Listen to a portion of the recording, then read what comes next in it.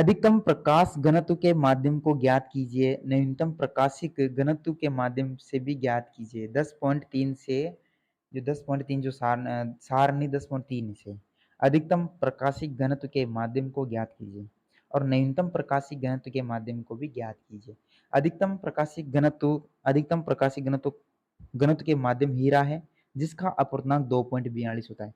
तो हमेशा याद रखना कि जो सबसे ज्यादा अपवर्तनांक किसका होता है, हीरे का होता है। सबसे अधिक अपवर्तनांक हीरे का अपवर्तनांक कितना होता है, 2.42।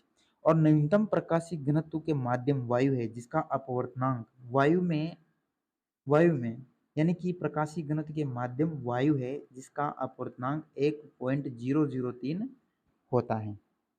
ठीक है, चौथा प्रश्न है हमारे पास, आपको केरोसिन, तारपीन का तेल, जल दिए गए तीन, किसमें प्रकाश सबसे अधिक तीव्र गति से चलता है? इन तीनों में भाई सबसे अधिक प्रकाश केरोसिन में चलेगा, तारपीन के तेल में चलेगा, या जल है जो जल में प्रकाश का वेग ज्यादा चलेगा। तो इन तीनों में से सबसे अधिक प्रकाश तीव्र गति से चलता है। ठीक है, तो किसमें चलेगा सबसे ज्यादा? केरोसिन का अपवर्तनांक, तो इनका सबका अपवर्तनांक याद होना चाहिए हमें। तो पहली बात, सबका अपवर्तनांक, केरोसिन का अपवर्तनांक होता है 1.44, आप याद कर लीजिए। तारपीन का जो अपवर्तनांक होता है 1.47 होता है और जल का अपवर्तनांक होता है 1.33 होता है।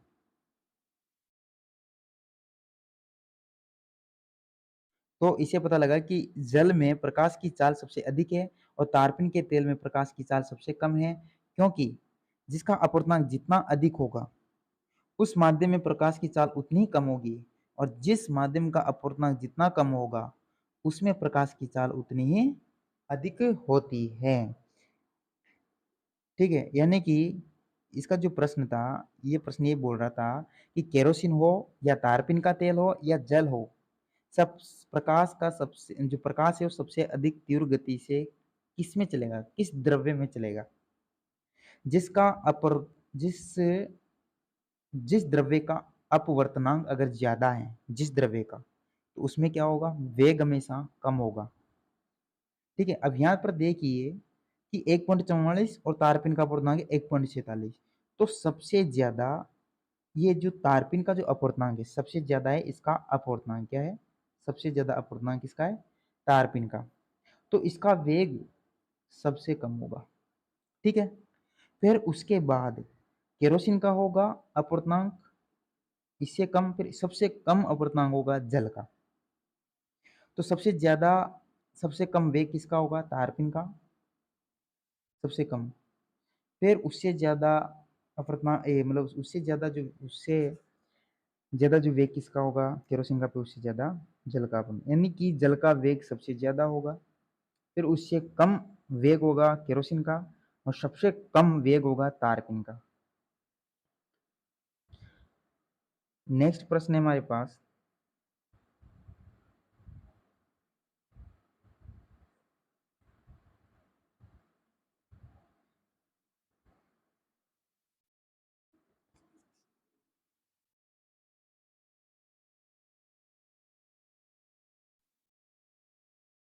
यानी कि हीरे का अपवर्तनांक 2.42 है। इस कथन का मतलब क्या है, मतलब इस कथन का क्या अभिप्राय है? हीरे का अपवर्तनांक 2.42 है, इस कथन का अभिप्राय यह है कि हीरा का प्रकाशिक घनत्व अधिक होता है। प्रकाशिक घनत्व क्या होता है, अधिक, इसलिए हीरे का अपवर्तनांक सबसे ज्यादा अपवर्तनांक भी हीरे का ही होता है। जिसे ये एक कठोर पदार्थ है, इसमें प्रकाश की चाल सबसे कम होती है। जिसका अपवर्तनांक ज्यादा होगा उसमें प्रकाश की चाल उतनी ही कम होगी और उसमें तरंग दैर्ध्य भी उतनी ही कम होती है। ठीक है, नेक्स्ट प्रश्न हमारे पास, किसी लेंस की एक डायोप्टर क्षमता को परिभाषित कीजिए। किसी लेंस की एक डायोप्टर क्षमता को परिभाषित कीजिए, जो हमने क्लास में लिखाया था।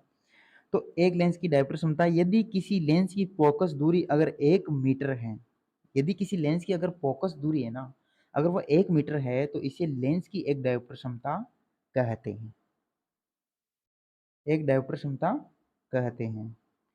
नेक्स्ट क्वेश्चन है,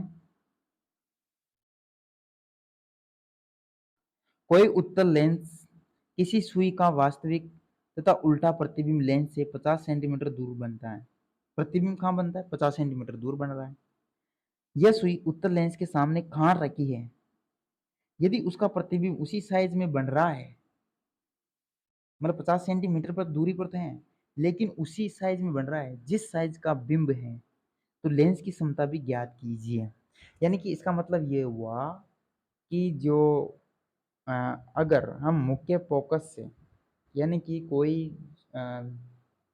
जैसे मान लीजिए अगर हम किसी भी लेंस के बारे में अगर बात करें, ठीक है, तो प्रतिबिंब वास्तविक बनेगा लेकिन उल्टा बनेगा।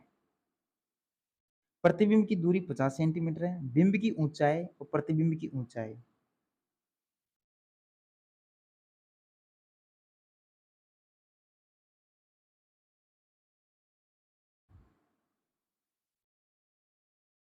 यानी प्रतिबिंब वास्तविक उल्टा, ठीक है।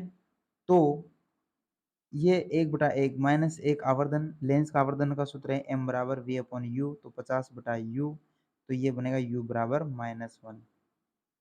लेंस सूत्र से अगर बात करें तो ये लेंस सूत्र से बनता है, लेंस सूत्र से अगर 1/f 1/v माइनस 1/u, तो 1/f बराबर 1/50 माइनस 1/50, तो 1 अगर ये, तो क्या होगा इसमें कि मैंने माइनस कर देते प्लस, तो ये हो जाएगा, ये आ जाएगा 1+1, और इसमें जाएंगे कि 2/50, क्या हो जाएगा, यानी कि ये 50 ऊपर चल जाएगा, 2 नीचे जाएगा, तो ये फोकस दूरी 25 सेंटीमीटर हो जाएगी।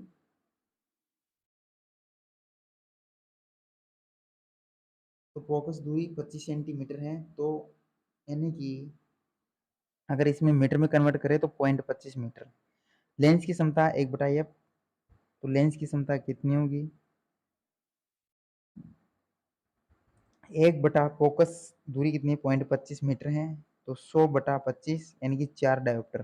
तो लेंस की क्षमता कितनी हो जाएगी, 4 डायोप्टर हो जाएगी। नेक्स्ट है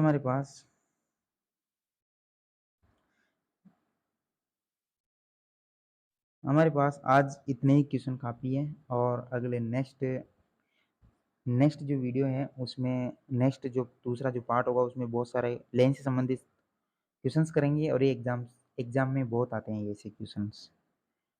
तो हमारे चैनल को सब्सक्राइब कीजिए और लाइक भी कीजिए, और अपने दोस्तों फ्रेंड्स को भी सेंड कीजिए। अगर आपको कोई दिक्कत आ रही है तो इसी सवाल को हम क्लास में बताएंगे कि कैसे होगा। ठीक है, धन्यवाद।